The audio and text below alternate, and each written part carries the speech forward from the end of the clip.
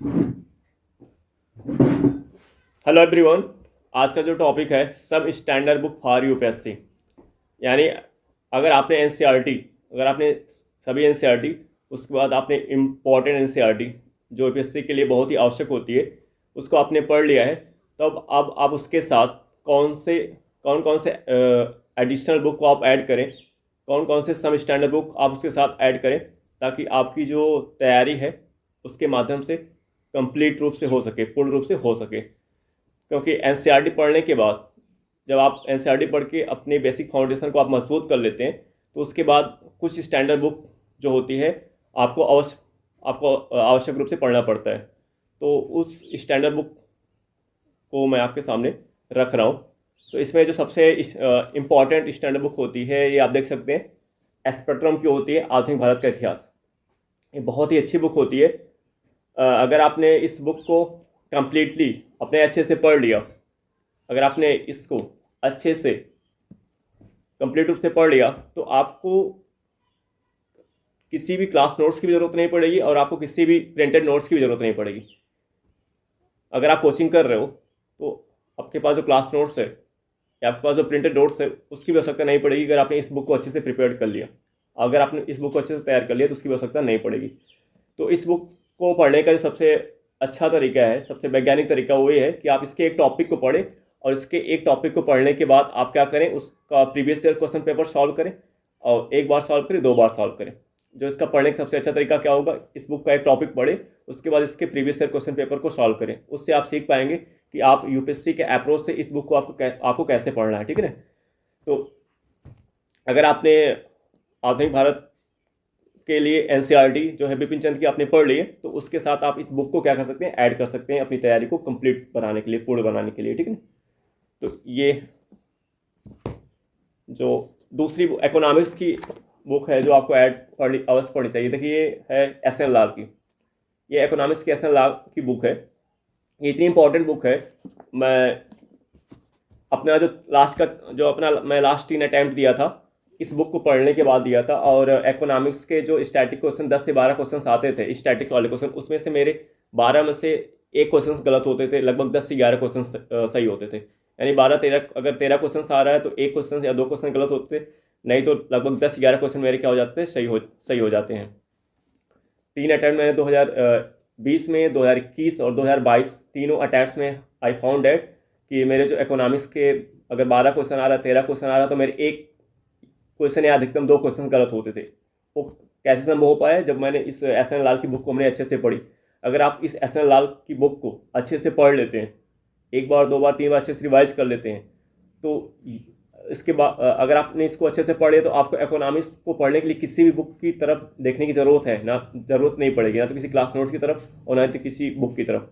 और इस बुक को कैसे पढ़ना है, इस स्टैंडर्ड बुक को आपको कैसे पढ़ना है, इसको आपको सबसे पहले आपको क्या करना पड़ेगा, दो एनसीईआरटी आपको पढ़नी पड़ेगी, जो हमने अपने पिछले वीडियो में बताया है कि इकोनॉमिक्स के लिए कौन सी एनसीईआरटी पढ़ें। तो अगर आप उन दो एनसीईआरटी को आपने अच्छे से कर लिया, अच्छे से पढ़ लिया, तो उसके बाद उन एनसीईआरटी के साथ इस बुक को ऐड कर सकते हैं। इस बुक को पढ़ने का फ़ायदा क्या होगा कि इकोनॉमिक्स में अगर 15 क्वेश्चन आ रहे हैं तो आपका 13 सही होगा, 14 सही होगा। एक क्वेश्चन गलत हो गया, अधिकतम दो क्वेश्चन गलत हो सकते हैं अगर आप इस बुक को अच्छे से पढ़िए। तो ये बहुत ही इंपॉर्टेंट बुक है, ठीक है ना। तो और इसमें बहुत ही ईजी लैंग्वेज में दिया गया है, बट आपको इस बुक को पढ़ने का तरीका सीखना पड़ेगा। और आप इस बुक के पढ़ने के तरीके को कैसे सीख पाओगे, इसके लिए आपको क्या करना पड़ेगा, प्रीवियस ईयर क्वेश्चन पेपर भी सॉल्व करना पड़ेगा। जैसे आपने इसमें से एक टॉपिक पढ़ लिया, जैसे फॉर एग्जाम्पल अगर आपने इसमें से एक टॉपिक आपने पढ़ा, जैसे आपने पढ़ा इसमें से ये राष्ट्रीय आय आपने पढ़ लिया, आपने क्या पढ़ लिया, राष्ट्रीय आय। आपने राष्ट्रीय आय पढ़ लिया, अब उसके बाद आपको क्या करना है, प्रीवियस ईयर क्वेश्चन पेपर लाना है और उस पर जाके सॉल्व करना है कि राष्ट्रीय आय में कितने क्वेश्चन पूछे गए हैं। तो जब इसको बुक को, इस टॉपिक को पढ़ने के बाद आप प्रीवियस ईयर क्वेश्चन पेपर को सॉल्व करोगे तो आप वो अप्रोच डेवलप कर पाओगे यूपीएससी का अप्रोच, कि यूपीएससी किस अप्रोच से क्वेश्चन पूछती है। तो जब आप यूपीएससी के अप्रोच को समझ पाएंगे, उसकी डिमांड को समझ पाएंगे, तो वही अप्रोच आप इस बुक को पढ़ने के लिए लगाएंगे, ठीक है ना। तो इस बुक का पढ़ने का तरीका आपको कैसे सीखना है, आपको प्रीवियस ईयर क्वेश्चन पेपर से होकर गुजरना पड़ेगा। हाँ, टेस्ट सीरीज की मदद आप ले सकते हो, लेकिन टेस्ट सीरीज की तुलना में जो प्रीवियस ईयर क्वेश्चन पेपर होगा वो बहुत ही आवश्यक है, क्योंकि जो टेस्ट सीरीज होता है वो हर एक कोचिंग का अपना अलग एंगल होता है क्वेश्चन पूछने का, लेकिन जो यूपीएससी का जो प्रीवियस ईयर क्वेश्चन पेपर होता है उसका अपना अलग एंगल होता है। तो आपके लिए जो सबसे सार्थक होगा वो प्रीवियस ईयर क्वेश्चन पेपर होगा, ठीक है ना। तो ये आपको बताया जा रहा है कि अगर आपने एनसीईआरटी बुक अच्छे से पढ़ ली है तो उसके बाद आपको इकोनॉमिक्स के लिए 8 स्टैंडर्ड बुक आपको ऐड करनी है, और इसको पढ़ने का तरीका कैसे आप पता, इसके पढ़ने के तरीकों कैसे आप सीख पाओगे, उसके लिए आपको प्रीवियस ईयर क्वेश्चन पेपर से होकर आपको गुजरना पड़ेगा, ठीक है ना। तो चाहे इकोनॉमिक्स के लिए आप ये बुक पढ़ लें, नहीं तो एक बुक और है ये, या तो आप इस बुक को पढ़ सकते हैं इकोनॉमिक्स के लिए। ये रमेश सिंह की बुक है भारतीय अर्थव्यवस्था, आप इसे पढ़ सकते हैं, ठीक है ना। चाहे आप इसको पढ़ लें, चाहे इससे पहले भी जो हमने आपको बताया उसे पढ़ लें, ये आप देख सकते हैं। चाहे तो आप इस बुक को पढ़ लें, रमेश सिंह की बुक को पढ़ लें, चाहे तो आप इस एस.एन. लाल की बुक को पढ़ लें। तो इन दोनों में से केवल आपको एक बुक पढ़ना है। चाहे ये बुक पढ़ो, चाहे ये बुक पढ़ो। ये बुक क्यों पढ़ रहे हैं? क्योंकि आप अगर प्रिंटेड नोट्स और क्लास नोट्स से क्वेश्चन सॉल्व करेंगे, पहले आप चेक कर, अगर आप कोचिंग कर, देखिए अगर कोई भी स्टूडेंट जो सेल्फ स्टडी कर रहे हैं उनके लिए क्या है, एनसीईआरटी पढ़े, उसके बाद इसमें से चाहे ये बुक पढ़ ले, चाहे ये बुक पढ़ ले। लेकिन जो कोचिंग भी कर रहे हैं तो सबसे पहले ये चेक कर लें कि जो उनके पास प्रिंटेड नोट्स मिली है उनको, और जो क्लास नोट्स मिली है, क्या उसके माध्यम से वो क्वेश्चन बना पा रहे हैं, क्या कंप्लीटली, जैसे 15 क्वेश्चन आया, क्या 12-13 बना पा रहे हैं? अगर 15 में से 12-13 वो बना पा रहे हैं तो प्रिंटेड नोट्स और क्लास नोट्स से काम चलाएं, और एनसीईआरटी से। अगर नहीं बन पा रहे हैं उनसे, वो 15 क्वेश्चन केवल 5 क्वेश्चन, 4 क्वेश्चन, 6 क्वेश्चन बना पा रहे हैं, तो उनको इसमें से एक स्टैंडर्ड बुक उनको पढ़नी पड़ेगी। अगर आपको अच्छा परफॉर्मेंस करना है इकोनॉमिक्स में तो आपको एनसीईआरटी के अतिरिक्त इन दोनों में से एक बुक आपको पढ़नी पड़ेगी, ठीक है ना।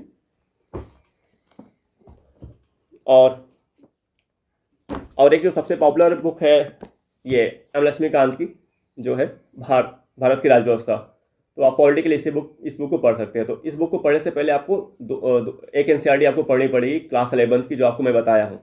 वो एनसीईआरटी आप क्लास 11 के अच्छे से कवर कर लें, और आपने जो बेसिक एनसीईआरटी और आपने पॉलिटी की पढ़ी होगी सभी, उन सभी, एक प्रकार से मैं कह रहा हूँ कि अगर आपने सभी एनसीईआरटी को अच्छे से पढ़ लिया है, पॉलिटी की जो आती हैं या कुछ जो इंपॉर्टेंट एनसीईआरटी है उसको आपने पढ़ा है, तो उसके बाद आप इस बुक पे आएँ, यानी एनसीईआरटी कवर करने के बाद आप इस बुक पे आएँ। क्योंकि अगर एनसीईआरटी कवर नहीं करेंगे और सीरीज बुक पे आ जाएंगे तो इसमें कुछ कीवर्ड्स होंगे जो आपको समझ में नहीं आएंगे। तो इसके कीवर्ड्स को समझने के लिए, इस बुक में जो कीवर्ड्स होते हैं उसको अगर आपको समझना है तो आपको सबसे पहले आपको एनसीईआरटी बुक से गुजरना पड़ेगा, क्योंकि वही आपका एक बेसिक फाउंडेशन क्रिएट करेगा। तो आप इस बुक को, एनसीईआरटी की बुक पढ़ने के बाद आप पॉलिटी के लिए एम लक्ष्मीकांत इस बुक को ऐड कर सकते हो, इस बुक को पढ़ सकते हो। और इसके पढ़ने के अप्रोच को कैसे डेवलप कर पाओगे, वही एक तरीका प्रीवियस ईयर क्वेश्चन, और कोई तरीका ही नहीं है। आप किसी भी स्टैंडर्ड बुक को या किसी भी एनसीईआरटी को यूपीएससी के अप्रोच से कैसे पढ़ो, उसका एक ही तरीका है, कोई तरीका नहीं, उसका एक ही तरीका है, सिंपल तरीका है कि प्रीवियस ईयर क्वेश्चन पेपर को सॉल्व करो। एक सिंपल तरीका है जो आपको सिखाएगा कि किसी बुक या किसी एनसीईआरटी को किसी यूपीएससी के अप्रोच से कैसे पढ़ें। तो सिंपल तरीका है, ठीक है ना। तो मैं भी बता रहा हूँ आपको, ये भी बता दे रहा हूँ इस बुक के साथ। अब इस बुक को पढ़ने का आपका एंगल क्या होना चाहिए, तो आपको कौन बताएगा? प्रीवियस ईयर क्वेश्चन आपको बताएगा, ठीक है। तो अगर आपने एनसीईआरटी और प्लस से एम लक्ष्मीकांत की बुक पढ़ लिया तो पॉलिटी के अगर 10 क्वेश्चन आ रहे तो आप 10 के 10 बना के आओगे, अगर 15 क्वेश्चन आ रहे तो आप 15 के 15 बना के आओगे। इससे बाहर क्वेश्चन नहीं आता। एनसीईआरटी प्लस से बुक, इससे बाहर पॉलिटी में क्वेश्चन ही नहीं आते। एटलीस्ट मैं इस बुक को 10 से 12 बार पढ़ा हूँ। और 2020 के टॉपर्स जो थे, 10th रैंक थी उनकी, और उन्होंने बताया था कि जो है इस बुक को उन्होंने कम से कम 17 बार पढ़ा था। तो आप जान सकते हो इस बुक की इंपॉर्टेंस क्या है। तो आप इसको जितना बार पढ़ेंगे, जितना बार बार पढ़ने से फायदा ये होगा कि जो फैक्ट होते हैं वो आपके माइंड में फिट होते चले जाते हैं। बार बार पढ़ने का फायदा क्या होता है, जो फैक्ट इसके होते हैं आपके माइंड में फिट होते जाते हैं, इसलिए आपके क्वेश्चन गलत होने के चांस आपसे कम रहते हैं, ठीक है ना। तो इसको पढ़ने के साथ आप प्रीवियस ईयर क्वेश्चन पेपर को जरूर सॉल्व करें, और इसके साथ साथ आप इसको टेस्ट सीरीज से भी ऐड कर सकते हो, ठीक है। तो ये एम लक्ष्मीकांत के लिए आपको पढ़नी है।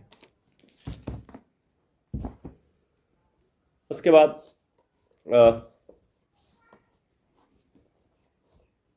ये आर्ट एंड कल्चर की एक बुक होती है जो आपको पढ़नी है, स्टैंडर्ड बुक। आपने एनसीईआरटी अगर आपने पढ़ लिया आर्ट एंड कल्चर के लिए तो आपको उसका एनसीईआरटी के साथ आपको ये बुक आपको ऐड करनी है, जो है भारतीय कला एवं संस्कृत। ये जो नितिन सिंघानिया की वो बहुत ही अच्छी बुक है, बहुत ही अच्छी बुक है। जो क्वेश्चन आर्ट एंड कल्चर के आते हैं लगभग यहाँ से मिल जाते हैं। अगर 5 क्वेश्चन आ रहे हैं तो 4 यहाँ से मिल जाते हैं। इसमें जो स्टैटिक पोर्शंस है, जो आपको एंशिएंट हिस्ट्री में, जो आप मिडिल हिस्ट्री में से जो क्वेश्चन आते हैं आर्ट एंड कल्चर में, उसमें से एक क्वेश्चन आता है, अधिकतम 2 साल से एक ही क्वेश्चन या 2 क्वेश्चन आते हैं। तो इस बार एक क्वेश्चन आया था तो इसी बुक से मिल गया था। तो आपको इस बुक को पूरी पढ़ने की जरूरत नहीं है। जैसे इस बुक में आपको ये भी ध्यान रखना पड़ेगा, ये नहीं कि आपको ये पूरी बुक मोटी है, ये पूरी बुक पढ़ी है, ये बुक आपको पूरा नहीं पढ़ना है। आपको कैसे पता चलेगा इसमें से कौन कौन से टॉपिक इंपॉर्टेंट है? इसके लिए आपको previous year question paper solve करना पड़ेगा। अगर आप प्रीवियस ईयर क्वेश्चन पेपर नहीं सॉल्व करेंगे तो आप नहीं सीख पाएंगे कि इसमें से कौन सा चैप्टर पढ़ें। तो आप पूरा पढ़ डालोगे, पूरा पढ़ने की जरूरत इसमें नहीं है। इसमें अधिकतर आपका फोकस जानते हो किस पे होना चाहिए? जो एंशिएंट हिस्ट्री आपने पढ़ा है और जो मिडिवल हिस्ट्री यानी प्राचीन भारत का इतिहास और मध्यकालीन भारत का इतिहास जो आपने पढ़ा है, उसमें जो स्टैटिक पोर्शंस होते हैं मध्यकालीन भारत तक के जो स्टैटिक पोर्शन है वही यहाँ से आपको पढ़ रहे हैं, उसी को आप ज़्यादा इस पर फोकस करें। वहीं से क्वेश्चन ज़्यादा पूछे जाते हैं। और भी यहाँ पे है बट उसको पढ़ने की जरूरत नहीं। और भी जो चीज़ें हैं वो आप करेंट्स की जो एक साल में रहती है न्यूज़ में वो वाला पढ़ लें। स्टैटिक पोर्शन के लिए आर्ट एंड कल्चर का आपको मध्यकालीन भारत तक का, प्राचीन भारत से लेकर के मध्यकालीन भारत तक का जो स्टैटिक पोर्शन होता है आर्ट एंड कल्चर का, उसको आप एडिशनल बनाने के लिए, क्योंकि उसके लिए आपने स्टडी बुक पढ़ी होगी, तो उसको एडिशनल बनाने के लिए आप इस बुक से स्टैटिक पोर्शन को पढ़ सकते हैं। तो इसमें से केवल 5-6 चैप्टर्स हैं जो बहुत ही आवश्यक है, बहुत इंपॉर्टेंट है। वो आप कैसे सीख पाएंगे? आप तब जान पाएंगे जब आप प्रीवियस ईयर क्वेश्चन पेपर को आप सॉल्व करेंगे। मैं ये वीडियो बना के बताऊंगा कि कौन कौन से चैप्टर इसमें से है जो सभी आपको पढ़ने आवश्यक है। नहीं तो आप इसमें पूरी बुक पढ़ोगे तो उसका कोई फायदा होगा नहीं, क्योंकि 3-4 क्वेश्चन आएंगे और उस 3-4 क्वेश्चन के लिए आप पूरी बुक पढ़ रहे हो और उतना आपको, और जितना आप इनपुट दे रहे हो उतना आपको आउटपुट नहीं मिल पा रहा है, तो कोई फायदा नहीं होगा। तो इसको आपको इसमें से जो इस बुक को पढ़ते समय आपको ये ध्यान देना पड़ेगा जो इंपॉर्टेंट चैप्टर है इसमें से वही आपको पढ़े। और कैसे पता चलेगा? उसके लिए आपको प्रीवियस ईयर क्वेश्चन पेपर आपको सॉल्व करना पड़ेगा, ठीक है। तो इसमें देखो मैं अंडरलाइन किया होगा, मैं बता देता हूँ।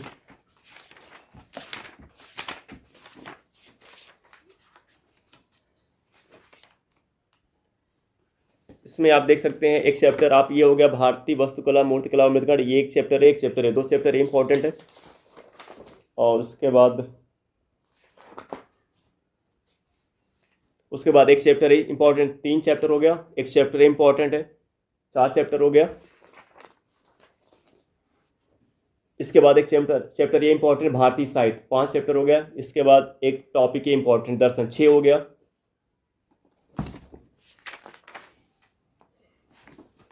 इसके बाद प्राचीन और मध्यकालीन भारत में सिक्के, ये भी बहुत इंपॉर्टेंट है, ये 7वां चैप्टर हो गया।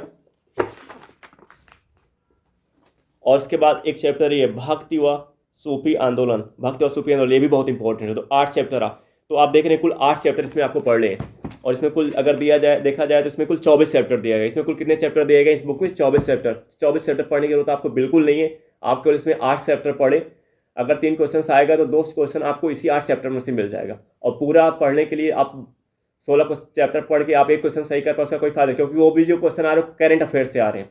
क्योंकि जो स्टैटिक, इसमें देखिए इस बुक से जो स्टैटिक क्वेश्चन आते हैं इसमें मिल जाते हैं। और उस स्टैटिक पोर्शन को कवर करने के लिए आपको वही 8 चैप्टर पढ़ना है। कितने चैप्टर आपको पढ़ने? 8 चैप्टर, जो भैया हमने आपको दिखाया है। आपको एक पूरी बुक पढ़ने की जरूरत नहीं है। उसके बाद जो और क्वेश्चन आर्ट एंड कल्चर से आते हैं, जो करंट अफेयर्स होता है आर्ट एंड कल्चर का आता है, 1 साल का आप उसको अच्छे से कर ले, उसमें से क्वेश्चन मिल जाते हैं, ठीक है ना। तो ये पूरी बुक पढ़ने की जरूरत नहीं, इसमें से केवल आपको 8 चैप्टर पढ़ने जो हमने आपको बताया। और आप अगर कई सारे टॉपर्स को अगर आपने देखा, कुछ टॉपर्स हैं, सभी तो नहीं बता, बट कुछ टॉपर्स हैं, बहुत सारे टॉपर्स बता देते हैं एक बुक पढ़ो, लेकिन वो नहीं बताते हैं कि इसमें से कौन सा चैप्टर इंपॉर्टेंट है। एक आख टॉपर बहुत ही बिरले टॉपर्स है जो एक आख टॉपर बताते हैं कि इसमें कौन कौन सा चैप्टर आपको पढ़ना चाहिए। बहुत ही ऐसे टॉपर्स बहुत ही कम मिलते हैं। नहीं तो अधिकांश से बता देते हैं कि आप ये बुक पढ़ो, और आप मार्केट से लाते हो पूरा इसको पढ़ने लगते हो, आपका पूरा टाइम इसमें लॉस हो जाता है। तो पूरे पढ़ने की जरूरत नहीं, केवल इसमें 8 चैप्टर जो आपको पढ़ना चाहिए, ठीक है। उसके बाद कुछ ये जो आपको बताया था जो एनसीईआरटी का होता है, ये स्टैंडर्ड बुक आप पढ़ सकते हैं। ये बहुत ही अच्छी स्टैंडर्ड बुक है। इसको पढ़ करके, इस बुक को अगर आपने प्राचीन भारत के लिए पढ़ लिया और उसके बाद इसके साथ आप प्रीवियस ईयर क्वेश्चन पेपर और प्लस टेस्ट सीरीज ऐड कर लेते हैं। इस बुक को पढ़ने के बाद आप अगर इसके साथ आप प्रीवियस ईयर क्वेश्चन पेपर और टेस्ट सीरीज ऐड कर लेते हैं तो उसके बाद आपको कोई भी बुक पढ़ने की जरूरत नहीं पड़ेगी। एंशिएंट हिस्ट्री की कोई भी बुक पढ़ने की जरूरत नहीं पड़ेगी। मैं विजन आईएएस का टेस्ट सीरीज सॉल्व, मैं जितनी भी कोचिंग और टेस्ट सीरीज सॉल्व किया हूँ, मैं इस बुक को पढ़ लिया था अच्छे से। इस बुक को मैं अच्छे से पढ़ लिया था, इसके साथ previous year question paper solve कर लिया था। इस बुक को पढ़ने के साथ हमने प्रीवियस ईयर क्वेश्चन पेपर को अच्छे से सॉल्व कर लिया था। और इसको आधार बना करके हमने जितने भी कोचिंग के टेस्ट दिए थे, मेरे मध्यकालीन भारत से अगर 12 क्वेश्चन आ रहे हैं तो मेरे 10 क्वेश्चन मध्यकालीन भारत और प्राचीन भारत से किसी टेस्ट में 12 क्वेश्चन पूछेगा तो मेरे 10 सही हो जाते थे, 10 से 11 मेरे क्वेश्चन सही हो जाते थे। तो इस बुक को अगर आपने अच्छे से पढ़ने का तरीका, इसमें बहुत लोग पढ़ते हैं लेकिन इस बुक को मैं कम से कम 10 से 12 बार पढ़ा हूँ। इस वजह से मैं इसके पढ़ने के तरीके को सीख पाया हूँ। इस बुक को एटलीस्ट मैं कम से 12 से 13 बार इस बुक में पढ़ा हूँ। और जितने भी मैं टेस्ट सीरीज ज्वाइन किया, इस बार दिया था 60, जितने भी टेस्ट सीरीज हमने दिया था, और उन सभी टेस्ट सीरीज ने अगर इस बुक से क्वेश्चन बनाए थे तो मेरा वो क्वेश्चन एक भी नहीं गलत होता था। जितनी टेस्ट सीरीज हमने दिया था विजन IAS से लेकर के जितनी बड़ी बड़ी कोचिंग टेस्ट सीरीज थी, अगर वो लोग यहाँ से क्वेश्चन बनाते थे, इस बुक से जिस भी चैप्टर से बनाते थे, उस चैप्टर से जो भी क्वेश्चन आता था मेरा एक भी क्वेश्चन गलत नहीं होता था। तो वो कैसे संभव हो पाया था? क्योंकि इस कारण से, क्योंकि इस बुक को मैं 10 से 12 बार रिवाइज किया हूँ और प्रीवियस ईयर क्वेश्चन पेपर को सॉल्व करते करते मुझे इसकी पढ़ने का तरीका भी पता चल गया। और अब इस बुक को मैं मुझे इस बुक को रिवाइज करने में 1.5 दिन, यानी मैं अगर 12 घंटे दे देता हूँ, 14 घंटे, तो ये मेरा पूरा बुक एक दिन में रिवाइज हो जाता है। ये पूरी बुक अच्छे से मैं रिवाइज कर लेता हूँ, ठीक है ना। लेकिन आप अगर कोई नया स्टूडेंट होगा, तो नया विद्यार्थी होगा, उसके लिए ये थोड़ा उसको मेहनत करनी पड़ेगी। शुरुआत में उसको 1 हफ्ते या 8 दिन का समय लग सकता है, 10 दिन 12 दिन का समय लग सकता है, वो भी अगर वो 8-8 घंटे डेली पढ़ रहा है तब। अगर 2 घंटे पढ़ा तो महीने भर लग सकते हैं इस बुक को पढ़ने में, 1.5 महीने लग सकते हैं इस बुक को पढ़ने में, ठीक है ना। लेकिन जो टाइम और जितनी बार आप इसको पढ़ते पढ़ते और प्रीवियस पेपर सॉल्व करते, जितनी बार आप ये प्रैक्टिस करते जाते हैं, उतना ही आपका टाइम जो है कम होता चला जाता है। शुरू में आपके समय ज़्यादा लगते हैं, लेकिन जैसे जैसे आप मेहनत करते जाते हैं, उससे आपका समय कम होता जाता है, आपका समय रिड्यूस होता जाता है, ठीक है ना। तो जो समय कम कैसे लगेगा? जब जितने भी आप प्रैक्टिस करेंगे, प्रैक्टिस से फायदा होता है कि आपका समय बहुत ही, जैसे जैसे आप जितना अधिक प्रैक्टिस करेंगे उतना ही समय आपका कम होता जाएगा, ठीक है ना। तो ये बहुत इंपॉर्टेंट बुक है। इस बुक को पढ़ने के बाद अगर आपने प्रीवियस ईयर क्वेश्चन पेपर और टेस्ट सीरीज सॉल्व किया, तो उसके बाद आपको कुछ सोर्स ऐड करने के लिए जरूरत नहीं है प्राचीन भारत के लिए, ठीक है। और इसी प्रकार आप ये मध्यकालीन भारत के लिए आप सतीश चंद्र की बुक पढ़ सकते हैं। ये बुक आप देख रहे हैं, इसको मैंने बताया, और इसको भी कैसे पढ़ना है, जैसे इन बुकों को पढ़ने का तरीका बताओ, वैसे इसे भी पढ़ना है, ठीक है। उसके बाद आप ये बुक पढ़ सकते हो, बिपिन चंद्र की पढ़ सकते हो। वही तरीका पढ़ने का होगा जैसे आपको इन सभी बुकों का पढ़ने का तरीका आपको बताएगा, ठीक है। अब इतनी बुक जो हमने आपके सामने रखा, ये बुक आपको कब पढ़नी है? जब आपने सभी एनसीईआरटी पढ़ करके आपने अपनी बेसिक फाउंडेशन को क्या कर लिया, अच्छे से मजबूत कर लिया। उसके बाद आप उसको एडिशनल बनाना चाहते हो, तो आपको इन बुक को आपको क्या करना है, ऐड करना है। बस इतनी बुक आपको ऐड करना है, और कोई बुक पढ़ने की जरूरत नहीं है, कोई प्रिंटेड नोट्स पढ़ने की जरूरत नहीं है। अगर आपने इसको ईमानदारी से अच्छे से पढ़ लिया, तो आपको कोई बुक और ऐड करने की जरूरत नहीं। आप जितना बार इसको प्रैक्टिस करते रहेंगे, जितना बार आप इसको अभ्यास करते रहेंगे, पढ़ते रहेंगे, उतना ही आप इसमें अच्छा करते रहेंगे। अब इसी बुक को आप बार बार पढ़ने की हैबिट डेवलप करें, बार बार इसको अच्छे से रिवाइज करें। अगर ये आप कर डालेंगे तो आपके सक्सेस होने के चांस बहुत ही बढ़ जाएंगे, ठीक है ना, प्री में भी और मैथ्स में भी। तो ये इतनी स्टैंडर्ड बुक आपको पढ़नी है अगर आपने एनसीईआरटी की बुक अच्छे से कर लिया है, ठीक है ना। हाँ, इस बुक को पढ़ने के समय में जो प्रॉब्लम्स आएगी, अगर आप कोचिंग कर रहे हो तो फिर आप कोचिंग की मदद से उस प्रॉब्लम को सॉल्व कर सकते हो। अगर आप कोचिंग नहीं कर रहे हो, आप सेल्फ स्टडी कर रहे हो, तो आप यूट्यूब की मदद से उस प्रॉब्लम को सॉल्व कर सकते हैं। लेकिन थोड़ा सा ये अगर आप फर्स्ट राउंड पढ़ने जा रहे हो स्टैंडर्ड बुक को, आपका फर्स्ट राउंड है, आपने कभी नहीं पढ़ा, तो थोड़ी बहुत प्रॉब्लम आपको आएगी, तो प्रॉब्लम आपको झेलना है, आपको घबराना नहीं है। ये नहीं कि बहुत से बच्चे क्या होते हैं, स्टैंडर्ड बुक तो पता है, सबको पता है कि एमएसपी कहाँ से क्वेश्चन सभी आने वाला। अगर आप दिल्ली मुखर्जी नगर में बात करो कि कौन सी बुक पढ़नी है पॉलिटी के लिए, तो पान वाला भी बताता है कि लक्ष्मीकांत की बुक पढ़नी है आपको। तो जो दुकान वाले हैं उनको भी पता है कि पॉलिटी के लिए लक्ष्मीकांत की बुक पढ़ी है। चाय बेचने वाले को भी पता है कि पॉलिटी के लिए कौन सी बुक पढ़ी है, लक्ष्मीकांत की बुक पढ़ी है। क्योंकि पता है कि अगर आपने एनसीईआरटी प्लस लक्ष्मीकांत की बुक पढ़ लिया, तो पॉलिटी के 15 क्वेश्चन आ रहे तो आप 15 बना के आओगे, आपके क्वेश्चन गलत नहीं होंगे। लेकिन प्रॉब्लम ये आती है, सबसे मेजर प्रॉब्लम ये आती है कि जब बुक, बहुत सारे ऐसे विद्यार्थी जब इस बुक को पढ़ते हैं तो वो समझ नहीं पाते कैसे पढ़ें, उनका पढ़ने का अप्रोच ही नहीं पता, तो उनको पढ़ने का तरीका नहीं पता होता। इस कारण से वो इस बुक को अच्छे से नहीं कर पाते हैं। और 1 दिन 2 दिन पढ़ने के बाद जब समझ में नहीं आता, क्योंकि जब समझ में नहीं आता तो इंटरेस्ट डेवलप ही नहीं हो पाता। क्योंकि आपका इंटरेस्ट इस बुक में तभी डेवलप होगा जब आपको चीज़ें समझ में आएगी। जो आपकी समझ होती है वही आप उस बुक में इंटरेस्ट डेवलप करती है। और हाँ, फर्स्ट पेज में थोड़ा सा आपको सकता है कम समझ में आए, लेकिन अगर आप आप थोड़ा सा आपको थोड़ा सा जिद्दी बनना पड़ेगा इस बुक को पढ़ने के लिए। जब आप थोड़ा सा जिद्दी बन जाएंगे, यानी नहीं समझ में आ रहा तभी प्रयास करो समझने का, नहीं समझ में आ रहा तभी समझने का प्रयास करो। केवल एक राउंड में आपको थोड़ा प्रॉब्लम होगी, और एक राउंड को अगर आपने पार कर लिया तो दूसरे राउंड में आप खुद उसको पढ़ना स्टार्ट कर देंगे, आपको समझ में चीज़ें आने लगेंगी। तो फर्स्ट राउंड अगर आपका होगा इस बुक को पढ़ने का, थोड़ी बहुत प्रॉब्लम आएगी तो घबराने की जरूरत नहीं है। उसका सोल्यूशन है कि आपको एक जिद पालना कि मुझे इस बुक को पढ़ना है, क्योंकि आप ये माइंड में फीड कर लोगे अगर ये बुक आप नहीं पढ़ोगे तो आपका सिलेक्शन नहीं होगा। अब क्लास नोट्स के पीछे 12 भागोगे, खाली आपको संतुष्टि हो जाएगी, क्लास नोट्स समझ में आ जा रहा है 2-3 मिनट के लिए, बस उसका फ़ायदा कोई होगा नहीं। आपको कुछ बेसिक बुक जो होती है एनसीईआरटी और स्टैंडर्ड बुक आपको पढ़नी पड़ेगी अगर आपको यूपीएससी क्रैक करना है, ठीक है ना। तो इससे भागने की जरूरत नहीं है। अगर आप इससे भागोगे तो फिर वो आप खाली नाम मात्र रहेगा, आप तैयारी करो, उसका कोई फायदा होने वाला नहीं। तो स्टैंडर्ड बुक आपको पढ़नी है, और प्रॉब्लम जो आएगी आपको कैसे दूर करना वो हमने आपको बता दिया। एक सोर्स है कि अगर आप कोचिंग कर रहे हो तो वहाँ पे उसकी मदद से दूर कर सकते हो। दूसरा सोर्स है आप यूट्यूब की मदद से इस प्रॉब्लम को सॉल्व कर सकते हो। तीसरा पॉइंट ये है कि आपको घबराने की जरूरत नहीं है, आपको एक जिद पालना पड़ेगा इस बुक को पढ़ने का, ठीक है। Thank you everyone. अब हम नेक्स्ट वीडियो में आपसे मिलेंगे।